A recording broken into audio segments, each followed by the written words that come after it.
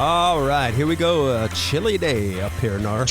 Chilly day. It's nice and chilly. It's a chilly day too. I got my park on, long socks. Yeah, it's a little bit too frigid for me to go outside. Embracing this cold front we got going here in Overland Park, Kansas. It's June 21st, the year. Yeah, it's still 2024. Welcome aboard, everybody. You're listening to the Crushing Iron Podcast, and this is episode 778. Yep. And today we're going to talk about how the truth will set you free. Oh, I like that. Yeah, truth and suffering will set you free. Before we get into that, it's Friday. You know, we deserve to have a little bit of a good time, so I'm going to skip the intro today, as if anyone cares. But as a friendly reminder or announcement, we will be off next week. We will not be doing any casts next week. We'll be in Nashville, traveling to and putting on our very popular Nashville Tri-Camp. What is this, year 7 or year 8, you think? It's got to be 8. It's got to be it. Yeah, it's been a hot minute. And actually, the camp was this camp provided by the Crushing Iron Facebook group way back 8 years ago when we asked the group, like, hey, when that group was at like a total of like 300 people, we're like, hey, would you guys want to like come to a camp if we put it on? We had no idea. We had never put on a camp. We didn't have any idea what it might look like, but we knew, that you and I trained there. We rode on the Trace, the Lab, Percy Warner, Anderson Road Beach. Like, we knew we had like some pretty awesome, I think very underrated training ground, at least back then. Now it's, you got to schedule things out and time it around the millennials doing photography. But, and then the camp was born and all the camps since then. So yeah, it's kind of a camp driven by the group. We had a lot of people come that first camp. We had 3 that year. So yeah, we'll be there. 3 camps. Week. Yeah. I'll never forget, man. I had 3 strangers show up at my house. I'm like, what are we doing here? That's right. It's a weird experience. Podcast listeners, right? Yeah, podcasts. Yeah. Yeah. Yeah. Just open up your doors. Didn't you do like breakfast in bed that year? Your choice of Pop-Tarts, toasted or not toasted, and then we're out the door. I have no idea what I did. We just kind of hung out in the... I mean, you did have the best location for that year. Those early years, like when we did like the Lab and we ran in the Greenway, I think, and you weren't too far from Anderson Road Beach. So yeah, it's a great location to me. Listen, if I were those people, I would have taken a few pictures, maybe asked to take, a few used dirty paper towels, frame them, put them on. This is when I stayed with Mike back in, 2015 or 16, I think it was, maybe earlier than that. But yeah, anyway, we'll be there next week. Busy weekends, kind of a low key, but still busy weekend of racing. We got a lot of athletes racing. Then you got Mont Tremblant 70.3. You got Coeur d'Alene 70.3. Rumor mill is churning. There will be a new 70.3 in the Midwest announced next week. Oh yeah, which may or may not be a new Mike Tarrolly favorite. Well, yeah, it's supposed to be. I don't want to jinx anything, but the rumor is it's coming in kind of close to where I grew up. Yeah, which is freaking unbelievable. I know, it's unbelievable. And the Midwest needs more 70.3s. It's just, and it really depends on the time of year, but yeah, they do need more 70.3s. Yeah, and we called it, man.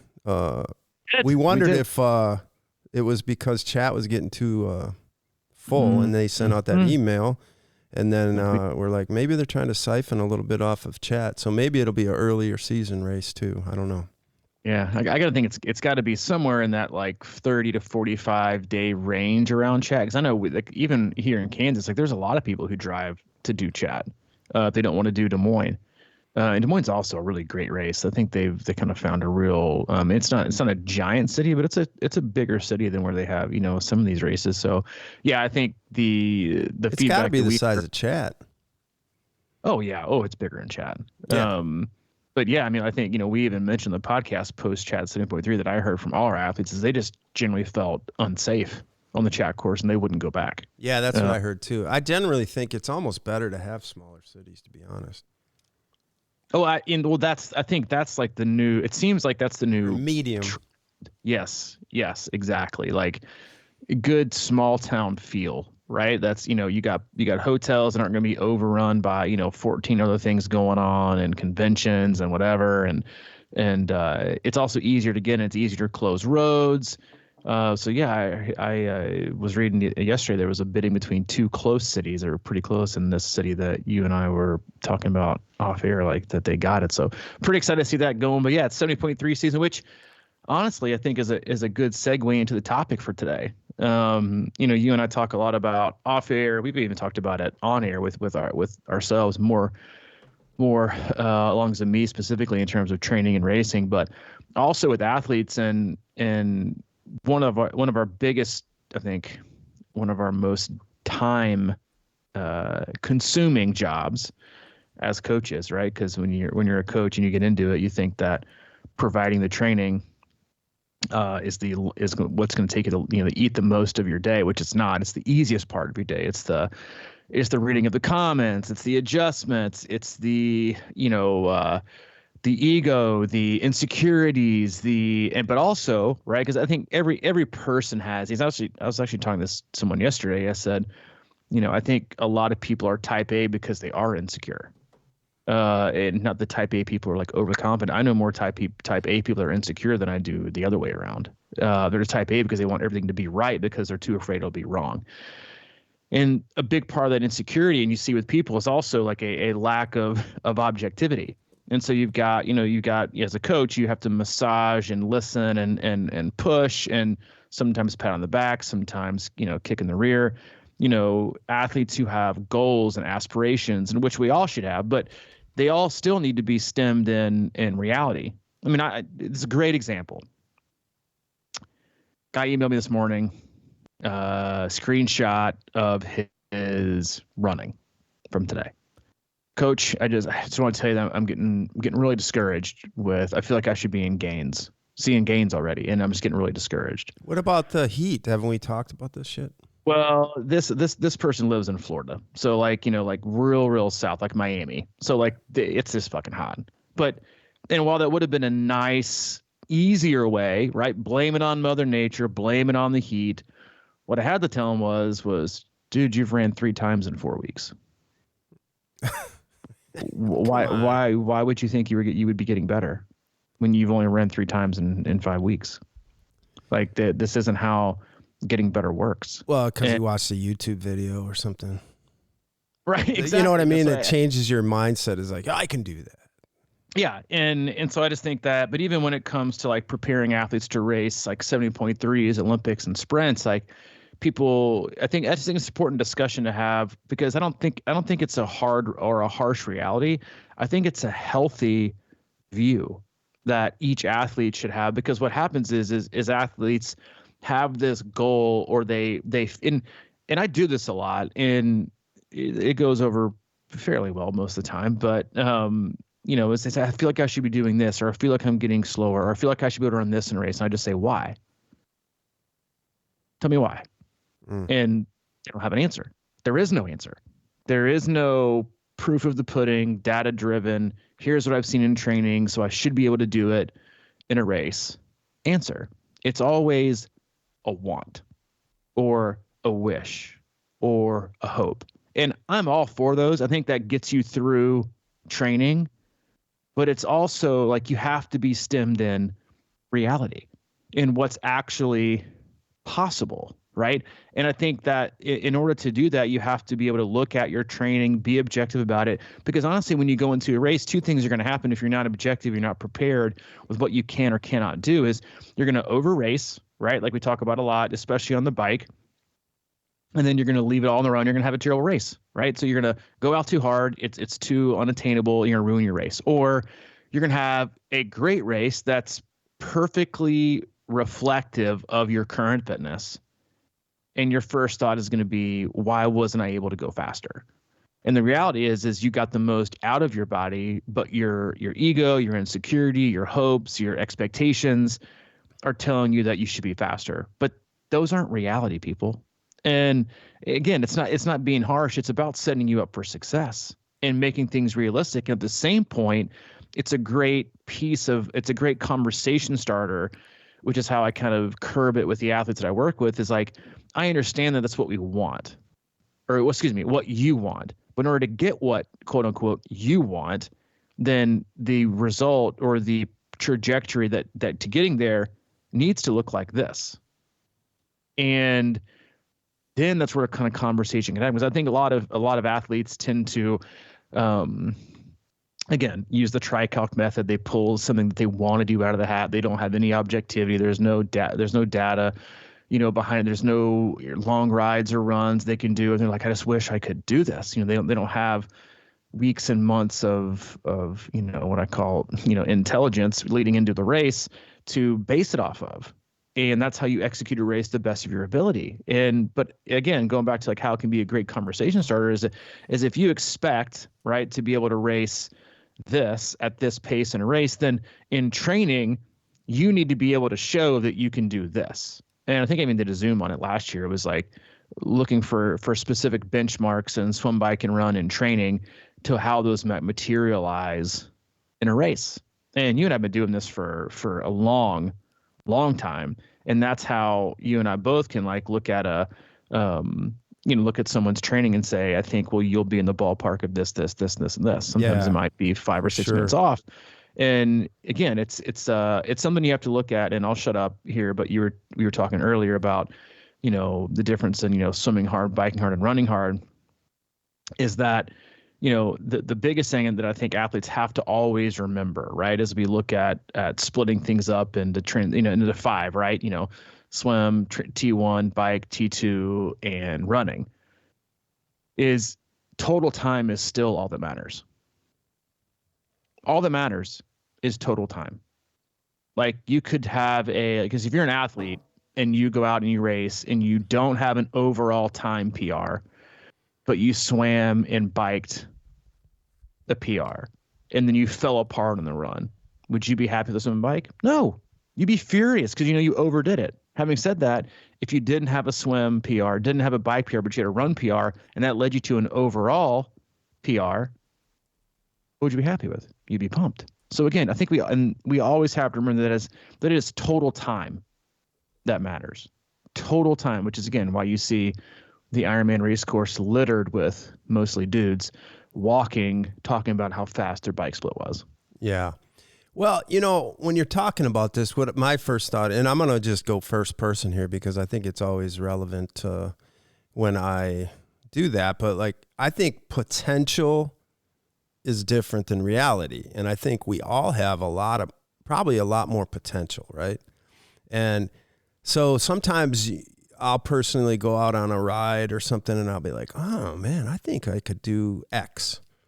And then I start going into the Tri-calc, and then I'm like, well, that reminds me that, when I swim sometimes I can get this on the hundreds and blah, blah, blah. But I've gotten to this point where I think potentially those things are feasible, but the reality for me is that I just need to put in more work with it. Like I think just because I have a one-off sometimes on a ride maybe, I'll be like, okay, if everything goes this way, then maybe I'll do that, but I think it is possible, whatever, but, like I'd been riding a lot up here. It's really flat. And then I went down, I didn't do the horrible hilly because I was worried about a few of those hills in my back and stuff, but we did do a loop. And I realized very quickly that I haven't been riding enough hills. I mean, it's just like real. And, sometimes when I'm swimming, I'll do a 1:3500 or, multiples or whatever. And then I get in the race and it's a 2-minute pace, and that's just sort of the reality. But I think I have the potential to get higher, but I know I've got to put more time in. Right. And I think a lot of us with that swim do that. And certainly on the bike too. I mean, we get these things in our head. And you were talking about, a lot of guys will be walking on the run and they bike too hard. And then we were talking also about how sometimes we might have more potential in the bike than we're willing to try. And usually that for 70.3s, I think that's a major difference, obviously. I mean, a lot of times I can, like a 70.3, especially if we're training for fulls, then you go out and do 56 miles on the bike. You got more than you think, to be able to hold a half. But on a full is when it really can, like I've found the last 2 years especially, that it can just really eat at you if you're not up to that, But I've been training for fulls and you can do a 70.3 and you're probably harder than you think. But I don't know. The reality of it is, you just kind of almost got to go into, it's just so much better to think about things realistically. I think that relaxes you, and I think actually it helps you perform better rather than, because I've done it many times where I've had all these Tri-calc goals, and if I get out of the water like 10 minutes behind, I'm like, oh shit, now I got to pick this up on the bike. I got to try to get this. And I just don't mentally have it anymore to go to that well. So, I don't know. It's just an interesting phenomenon because I think we all have more, and it's just the potential versus actually, kind of cultivating that potential through training and doing it a few times. It's almost like what's the can't miss prospect in baseball. They come out of high school and or anywhere really, basketball, any sport. They're just like head and shoulders above everybody at that age, and then they think they're just going to cruise on their laurels and not work, and that's when everyone else catches up and passes them. And it really just boils down to doing more work and being more effective in your training more consistently and showing yourself more often that you can do it, not just once. Well, and you brought up a ton of great points there. And I think, one of the biggest pieces of that is exploring, but then also defining what it is to make progress. Right. So I have a lot of athletes who like to compare 40-minute runs or whatever, and, on the same route and the same day. And back in, 2023 on this ride, I was a little bit faster. And I think as humans, right. And especially as triathletes, because I hear this a lot, athletes love data. And I think when people hear that, they hear, well, this athlete loves the science, and then, how you can actually use that data as information to then plan. But the fact of the matter is most people just like to look at numbers. And that's a very huge difference in being able to decipher and kind of dissect what actually happened in this run or this ride or this swim, right? Because again, just like we look at total time in a race, you have to look at the surrounding impacts of what happened in a going around a run, ride, or swim. And then what you also need to look at, right, is what's actually being worked on, right? And what was good or what was, I don't want to say bad, but I'm saying, maybe not as good as you would have wanted. And so when you're an athlete and you have a goal, I think it's always great to reverse. You always want to, if you're an athlete, if you're really obsessed with a goal, right, is you always have to reverse engineer how we get there. And I've got a few athletes that are like that. They really have a specific time goal.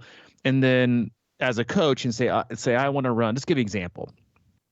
Someone reaches out to you and they say, hey, I want to, because there's a lot of different athletes, right? Like they come to us and they want to just get better all around at triathlon, right? And then you got who have hit a plateau and need someone to look over their training, and they feel like they're messing it up, and we'll do that. Where people come to us and they've had injuries, they've overtrained, they're underperforming, and they're stale, and they need something else. So what we need to do is say, hey, those are those people. Then these people, right, who are really that are quote unquote obsessed with numbers, is say, hey, listen, either here are the facts, right?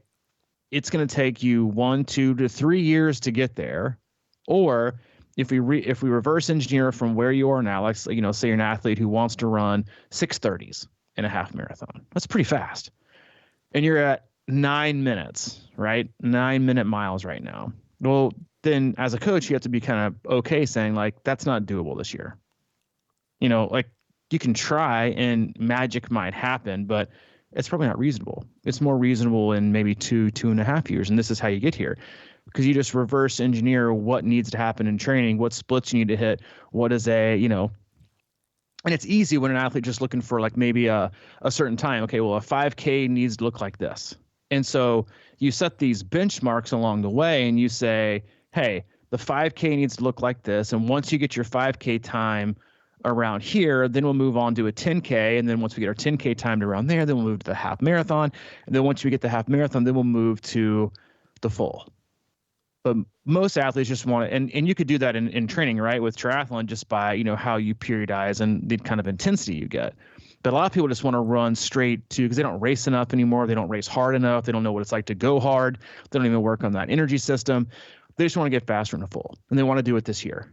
And a lot of times that's just not reasonable, right? So you don't get faster in a marathon, but all you want to do is make your best race a marathon, right? So like there's benchmarks that have to happen along the way for two things. One, to show us that we're on the right track, but it's also really important to show you what it takes to get there and all the work you put in, that the time drop was this, right? And I think it's really interesting, like if you're watching the U.S. Olympic trials, to see these athletes who put in hundreds of thousands of yards each year to drop less than a second off of a time. Yeah, how do you do that in your brain? Right? Yeah. Like it's unbelievable the amount of mental fortitude it takes, but also an objective understanding that I have to work really, really, really hard to just get a little bit better. Let me ask you a question about that. Okay. That's tremendous volume, and you're talking, split seconds. What is it? I mean, obviously, they're putting enough aerobic work in, muscular work. Are they just trying to really, really dial the form in at that level? I mean, the connective tissue to their brain, so it's just like really locked in. Is that what they're going for? I mean, what is it? Because swimmers are a different bunch. Mm-hmm. They can do, like I said, hundreds and hundreds of thousands of yards with their head in the water, day in and day out, to drop 0.2 of a second. Right? Mm-hmm. They just need that much. It takes that much effort, because once you get to that level, it's the smallest thing that matters. And I think that's something that I think every athlete should understand and learn, is that the shift doesn't have to be the time. The shift has to be the focus, right? And the focus needs to be the work and the consistency of the work. And because frankly, like I'm not going to say your hopes and dreams and expectations don't matter, but if they're not rooted in reality, then you're just fooling yourself. And it's going to derail your training. And you're actually going to end up farther away from your goal than you are closer. That's not very glamorous, though, man.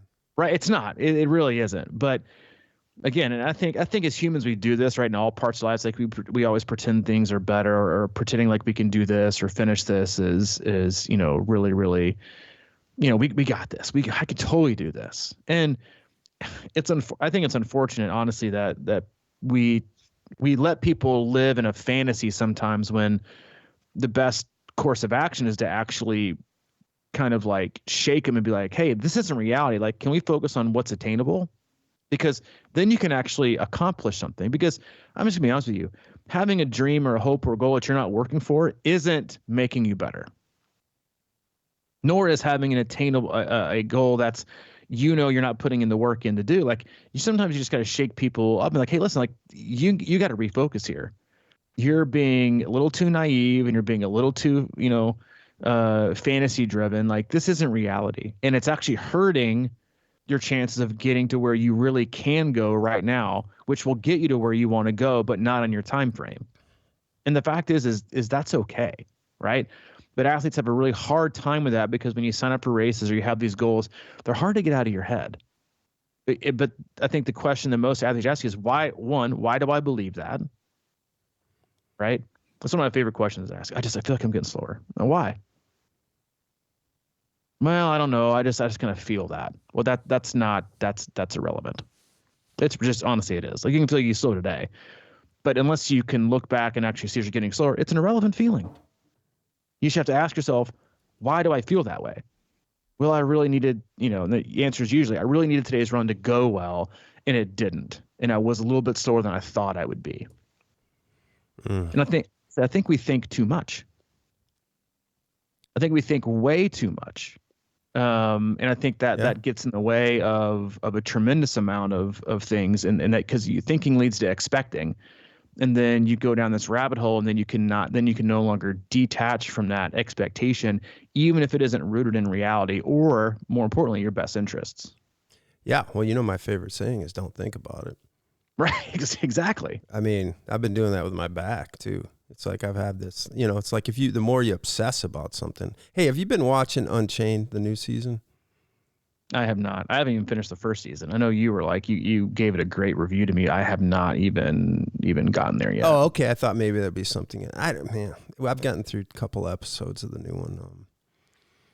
I'm having some issues with it, but anyway, I mean, but the point is, I think we all watch that, and of course the tour, and we watch these and we talk. Everybody wants to get into this whole watts per kilogram, and they see Vingegaard, and he's pushing 6.8 watts a kilogram or whatever that shit is.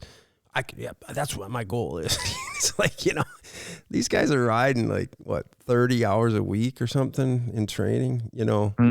Just imagine if, you're riding 6 and if you got that up to 10, just getting out there and riding more, those are the little things, right, that matter. I mean, they're just it's the same with swimming, really, in a sense, they're out there riding insane mileage just to get a little bit better, man. Yeah, just a little bit. Think about what that takes. Riding up mountains and shit, and just I mean, but we get so disillusioned, man. I think it's great because you get inspired a little bit, and then you kind of see what's going on. But it's like, a Tri-calc thing is just kind of be realistic and use a little bit of what you're seeing there and apply it to yourself, and not, Katie Ledecky or Vingegaard or whatever. It's the methodology that you should think about. And the thing is that I think the athletes at that level, and it's interesting, right? Because athletes, it's really, if you looked at a bucket sometimes and you had a heading of age grouper and then a heading of professional, and you listed the attributes underneath and what they worry about, what they obsess about, what they question, what they expect. I think a lot of times if you ripped away the curtain and unveiled which ones were age groupers and which ones were professionals, you'd be stunned. You'd be stunned. And you would think that the age groupers are actually professionals, and what they look for, what they expect on every single session, every single run or ride or swim, and then when they go into races, what they expect or what they're not happy with, right? And I think that again, general work makes you better, right? Yes, you need specific work to get better in specific areas, but you always have to have and I have this conversation frequently. It's when you don't like to do something, you will never get better at it. I really want to go faster. Okay, then we need to go faster in certain times. Well, I don't really like going fast. I worries. I'm going to do it. Then we can't. Then we really can't. Then we'll get better, but we won't be able to ever get to where it is you want to go because you're unwilling. So again, it also goes to work, right? It's you can want this, but the requirement is this. Okay, well, I don't really want to do that. Okay, well then we need to readjust. But again, once you kind of get that expectation, that obsession in your mind, it's hard to let go. And that's why I think generally the goal should be to get better. The goal should be to get faster. The goal should be to stay fit, to stay healthy, to stay happy. And the longer you do that, the better you will be. And again, and then also ask yourself, okay, I want to get better at hills, but I don't ever want to do hills. All right, well, then we'll get a little bit better each year, but we won't make near the gains we'll make by going up hills. Yeah, or start walking backwards a lot. Yeah, I mean, it's there's a lot of, again, you have to reverse engineer what your goal actually is, and then look for things along the way that kind of give you there's a sign along the path that says, you're on the right track, or you're not on the right track, or you're making progress. It just isn't at the rate that you wish you could happen, that you wish it would be. And that is I think unfortunately athletes look for more progress reports in tests than they do in regular training. Right? They go for a regular swim and they just can't believe the times they're putting out, or the same thing, or they put down surprising watts on a stretch, or one of my favorites. Yeah, I used to not be able to keep up with these two guys, and today they couldn't keep up with me.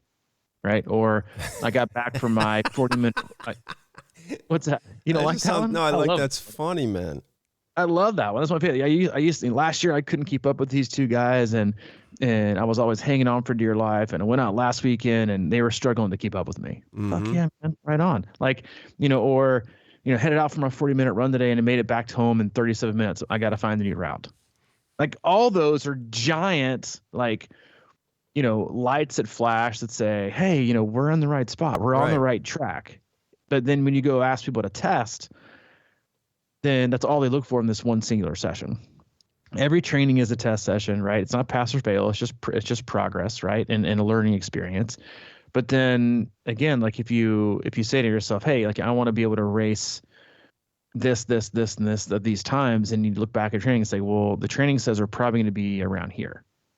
Okay, well, because that's what the training dictates. And so having athletes look at that objectively, right, is and sometimes it's a needed conversation to have because it grounds them in reality. But also, again, a lot of times it can highlight a need to work on a weakness that you just thought was going to repair itself because of your expectation. I really want to get faster at sprints and Olympics. Okay, well then sign up for some. Right? Well, I don't want to sign up for some until I do some training. All right, well, this is what the training's gonna look like, and you have to go harder. I'm not a fan of going harder. Like I don't like doing zone 4 stuff for 30 seconds a minute format. Well, okay, well, then this is going to be challenging, right? This is going to be really, really challenging to do. And so when you either tell them that, like, okay, maybe I don't want that. Maybe I want something different, right? And so two things need to happen. You need to, as an athlete, you need to adapt and adjust your vision of how you measure success or how it can be, gone forward with. But then also at the same time, if you really do want it, then you need to be able to say, okay, then I'm also willing to do what is required to get better. And if I really want the end goal to be this success, then I need to be willing to do these specific things in the interim to get better. And as a coach, that's your job, right? Your job isn't to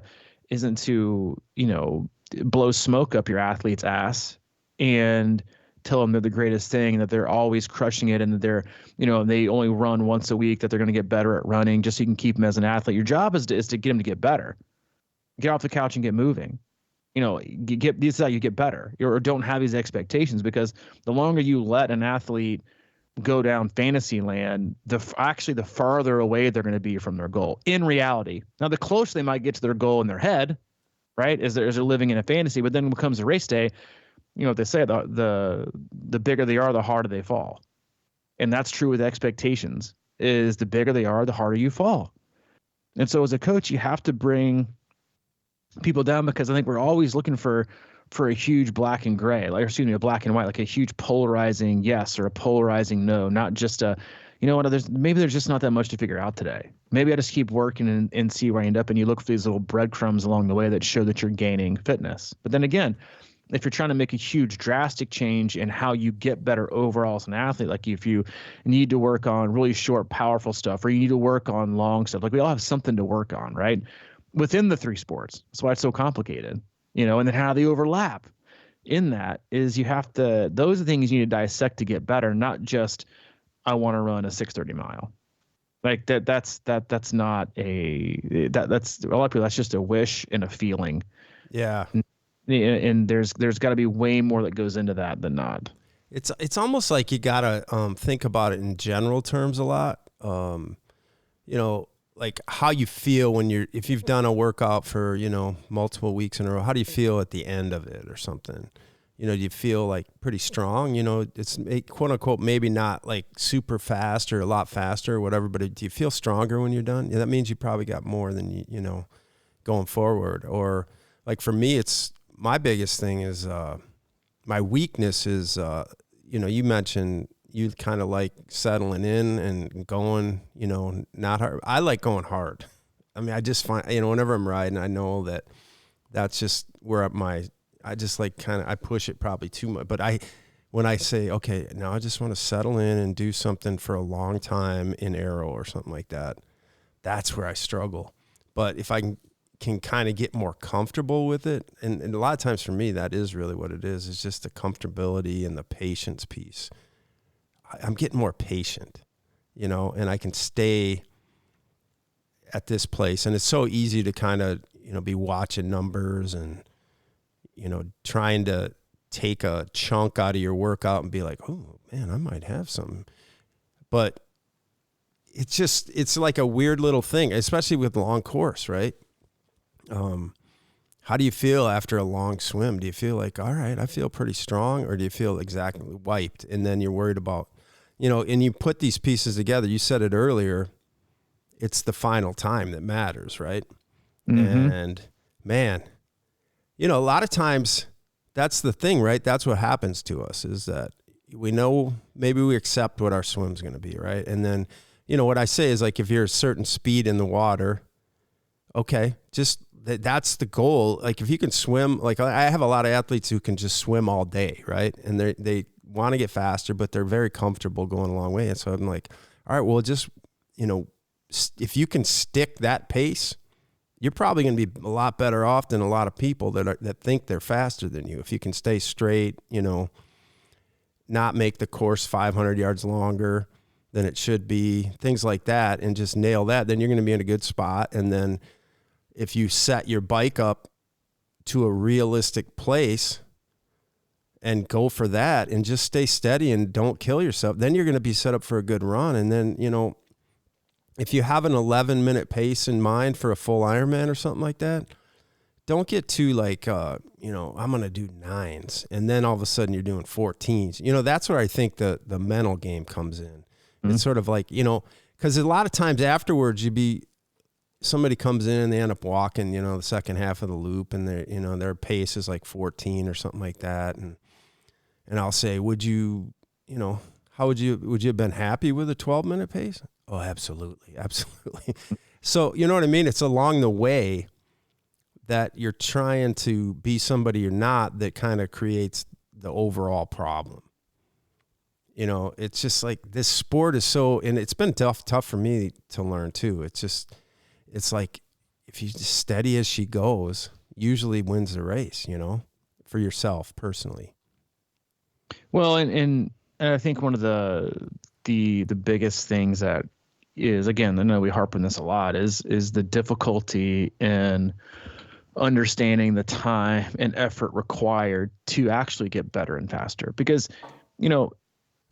the truth of the matter is that, when you get into a sport, right, it's easy to get better, not fast, but faster than it is down the line, right? Because it's just like a diet, right? You make drastic changes, you get drastic results, but then your body adapts to it, right? And then you figure out, like, oh, I need to change things up, or maybe I'm plateaued. Maybe this is who I am. And if you keep doing the same thing over and over again, you're going to get the same results. But even then, so it's got to be a change in intensity, a change in volume, or a change in focus, or maybe a change in less volume, right, to get better, to get faster, and across three. Or, most athletes go through ebbs and flows where they've seen a real big jump in swimming and cycling, and then their running is struggling, right? Or their running's on fire, but their bike and swim, they feel like they're lagging, right? It's about recognizing, again, how far you've come, but also the journey in which it took you to get there, and the work that you had to do. But also, and I think we have a hard time doing this, every athlete, is we love to add up the work that we have done, but we are very hesitant to subtract the work that we have not. Lack of focus, lack of intention, bailing on workouts, skipping sessions. Like we were always very easy to count and add the volume, right, or the intensity, but we very rarely want to subtract what we have not done, or where we faltered, and how that impacts what we did, right? I talk about this a lot with athletes who who, get on fire for 12 weeks right before a big race, but totally neglect the fact that for the 4 months before that, they did literally nothing. Mm-hmm. Nothing. But we don't want to count that. We want to count what we did most recently. And so again, like there's a lot of, I think, self-reflection that each athlete has to do. But again, like, the more you do it, the better you get. And a lot of athletes do. They sacrifice their longevity in the sport, which is the greatest predictor of achieving your goals, because they over expect things. And just to give you a quick example, I think this is going to be humbling for every single person listening to this. I've got an athlete racing in the spring Masters National Championships this weekend, and he just sent me a text a minute ago updating me on his times. And he sent me a link that an 80 to 84-year-old swam a 1:0300. An 80 to 84-year-old swam a 1:03, and a 70 to 74-year-old swam a 54-second 100. Are you kidding me? Are you serious? Well, like, that's unreal. Do you think that they would still be doing this, right, if after every session they analyze where they went wrong, or they expected to always have this, or to have this, or to have this, or to have this? No.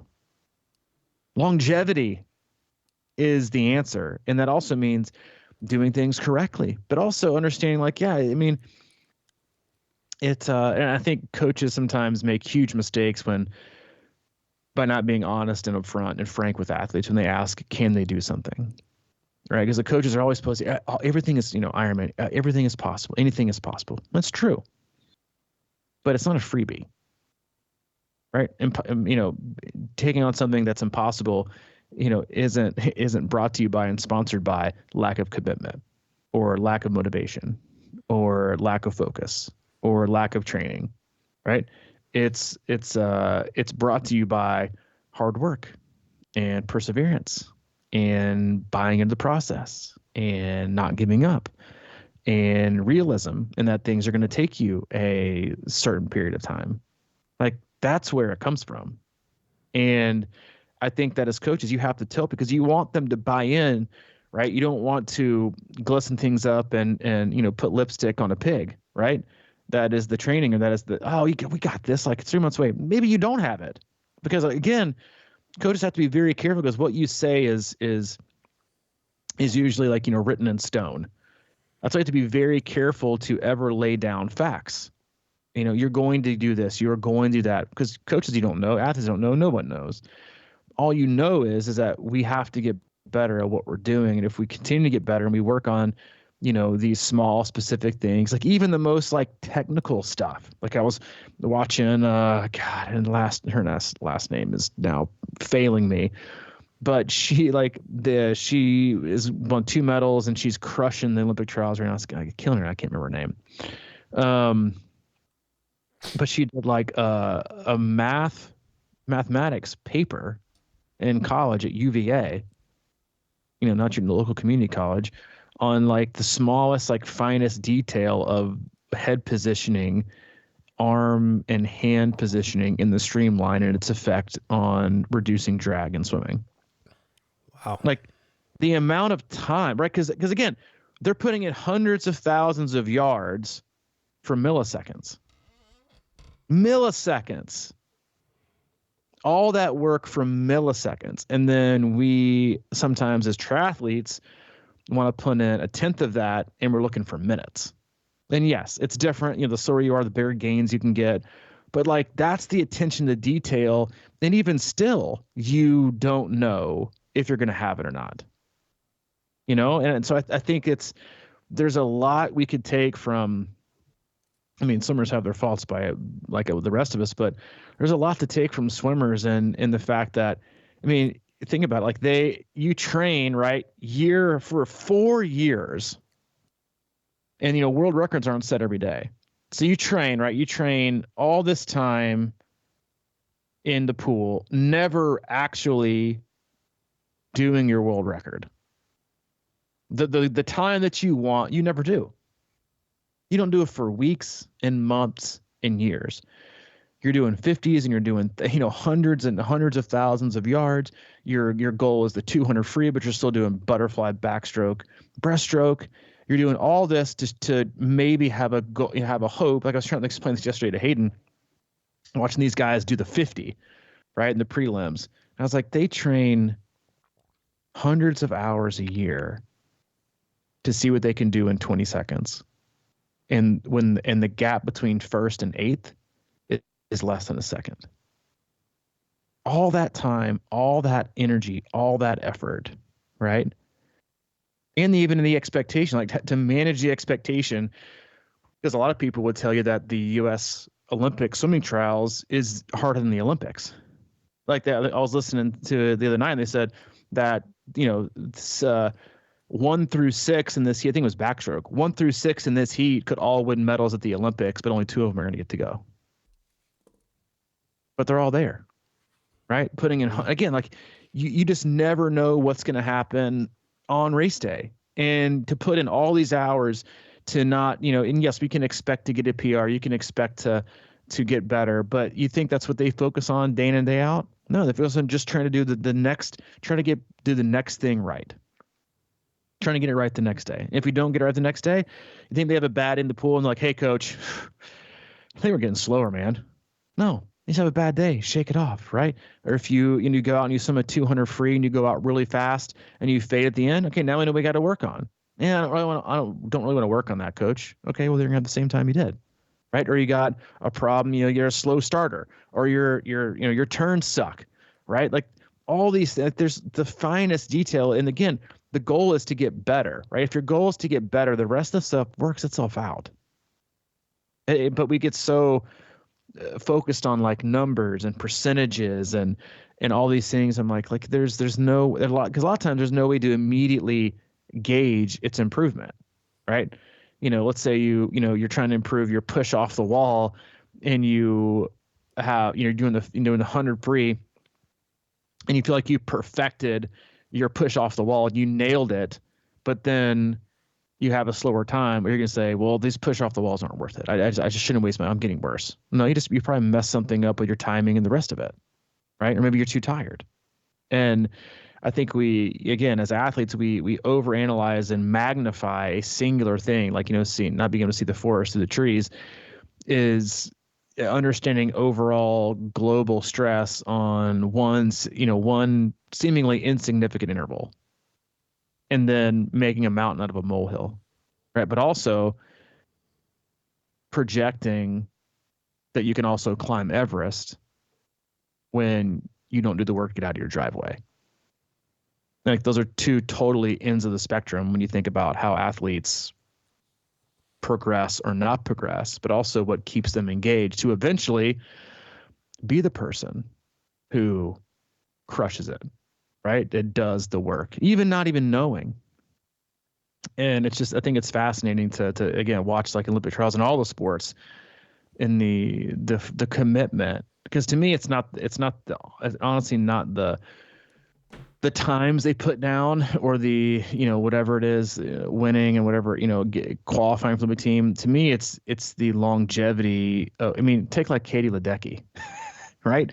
The fact that she's about to enter her 4th Olympics, she has the 19 fastest 1,500 times ever. She goes to the pool and is almost lapping people in her same heat that are the best in the world. And every single person that they interview, when they ask about it, is that she still feels like she can get better, and she still works just as hard as she ever has. Like there's always still work to be done. But I think the work is sometimes what we don't focus on. We focus on the result and not just falling in love with the work that gets us there. Because times are great, right? I think they all keep us. They keep you. Well, I could say they keep you honest, but only if you're objective about things. Like they can keep you externally motivated, but a lot of times they can also, if you're not looking at that time and thinking, "Am I doing the work, or am I even showing signs that this time is possible?" Then it's not a good thing, right? Then you need to adjust that time. So honestly, for most people, especially if you're teetering on that line of the work and not the work, is to just not have one. And to, just like we tell athletes, like before they go races, effort and execution, the two things that you can control. That's it. effort and execution. The rest takes care of itself. The rest is just what it is. But the metrics and the data and all those things are the things I think we get caught up in, which is, again, also why I think we get derailed so often.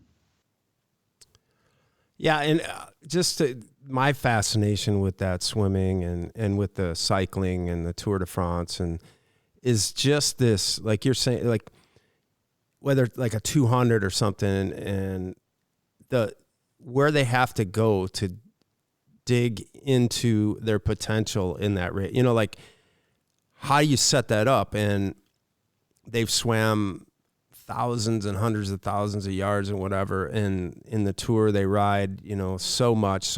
And we talk about what are they thinking about?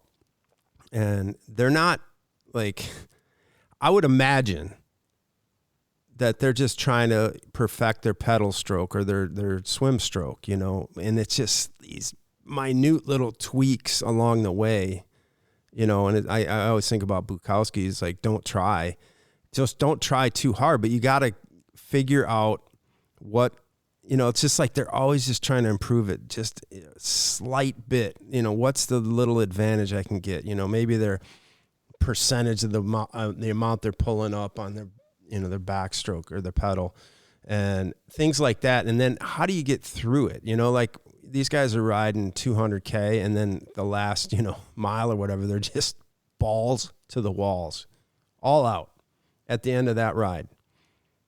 They don't get there by not, you know, doing that kind of thing. Mm-hmm. And you can't think about like, okay, I need to really work on my, it just has to be innate. And I think that ultimately that's what happens is you swim that much and you ride that much, things just happen without you thinking about them. And all you got to do now is just get through it. And that's one of my favorite comments is, you know, it was rough today, but I got through it, because I think you got to practice that shit, man. That's what the race is how do you get through those moments and those times when it's really tough? I mean, because that's a difference maker. A lot of times some people just give in and other people figure out a way. And I think the more acclimated you are and understanding of your body, the better off you are. And that's what really volume is all about. And tweaking these little things. I mean, I just think about that. They're not like, you know, changing their catch like 2 weeks out from the trot. You know what I mean? They're just like, it's all there, but they're just perfecting it slowly every day. Little things that might just click or whatever. That's just my interpretation of that. And same with riding. I mean, they just ride so much that they figure shit out along the way, you know. You're giving yourself a chance to figure it out. Well, and they're so in touch with their bodies. To me, that's also the most fascinating piece. Yeah. I was there watching it with Hayden and Allie and my mom. They're asking, like, they got the prelims, you got heats before the prelims, and like you don't want to go blow your load, right? In the prelims, or you know the heats before that, you want to save a little, right? And you can't see everybody in the pool. And like these swimmers, I guarantee you, they know within a second what their time is. Mm-hmm. 400, I guarantee you, because like if their goal to win the finals, right, is a 150 or 147, you know, 200, and all they know they need from the heat sheet is a 149 to get through that heat. I guarantee you, they know exactly how to swim a 149. Oh, 100%. Same with the watts on the bikes. These guys know that shit. Exactly. No watch, no form goggles, no data, no music, no heart rate strap. They know exactly what they need to do to feel that out, because they spent all that time. That's why I think, to me, like, in the water is always like such a sensory, enlightening place, is it removes so much outside noise and it removes text messages. And I know there's all kinds of science around the benefits of having kids with, you know, autism and other disabilities be in water because of the sensory advantages that it has with them and feel things. And I think it's as athletes too, like we have this, is that you going underwater and it all turns quiet. It's quiet. And you feel the water, you hear your mind, you feel your body. And yeah, it's different when you race, but we do so many things, and I think that's honestly part of like the disconnect with projection of times and stuff is that it's really hard to filter through the noise to get to the reality, or to forget, I totally whiffed in the last few because I was watching a show on Netflix. I get it, done it before, but you also realize that you were so detached from what it was supposed. That's why it has Spies ERG mode. It's having, and you should for the most part, maybe once a week, a couple times a month on a zone 2 ride, whatever. But outside of that, feel it out. But with swimming, it's like everything's gone, and there is no outside noise. There is no text messages going off. There's no data to compare yourself to. There's just the clock on the wall. Like, they're not out there. Did you see any of the swimmers, line up on the blocks, getting ready to start their Garmins? No. Even in practice, no one wears a watch. No one wears a heart rate monitor. They just swim. I guarantee you, Bob Moven still coaches off a sheet of paper, spreadsheet. You're not uploading training peaks, not uploading these things, just swimming. Just swimming. He still walks around with a heat sheet rolled up in his hand. You don't see him walking around with an iPad and 6 different gadgets to glue onto his racers. It's one of the most purest sports. But we overcomplicate things, which again, we think that the quote unquote the data that it spits out is now how we get better and now we measure. But what it oftentimes just creates more opportunity to measure things we don't know how to measure, right? Or to decipher and dissect where we can improve and what measurements fall short. And that's, in order to do that, you have to get to a certain degree, in my opinion. Like we said a couple of weeks ago on a podcast, to get to that, you got to get to the icing first. But all we think about is the icing, right? That's all you think about is that. But it takes work. And I think it's an important job and a very important role of a coach to keep your athletes grounded in reality. It's not dragging them down. It's not telling them things aren't possible, because your job as a coach is to get them to do things that they didn't think were possible. But in order to get there, you usually have to ground them in reality. And when you do that, you also ground them in getting away from being a prisoner of the moment of every workout, of every session, every day, or making mountains out of molehills, or questioning one interval at the end of a set on a Friday. That can't be the way. That's not the way, right? The way is through. The way is through work. The way is through seeing it out. The way is through persevering through the rough patch and the rough weeks. And then the way through is to appropriately and actionably learn and understand where there is room for improvement, and then attack it. You can't just hear it and attack it, right? It's like somebody saying, hey, you're selling your house and your house gets an inspection, and waking up the next morning expecting that it's all gonna be better. Nope, doesn't work that way. You got to address them. They're not fun, right? But you got to address them. And I think that's how athletes should look at the things they don't do well at, and coaches need to tell athletes that, stop quitting on these things before you start, while expecting you to be successful in things you've tried to quit on 2 or 3 times a week, each week for the last 3 months. But on race day, just because you chose to be positive about it doesn't mean it will be that. You got to take that attitude into every day, a positive attitude. I'm going to get it done. And I'm not talking about a positive, cheery, perfect, the sun is always warm on my face and rainbows and pots of gold and, again, blowing smoke up your ass. It's just getting out there and just doing the work. I'm telling you, keep it in the gray, not getting too high, not getting too low is exactly the way to get better.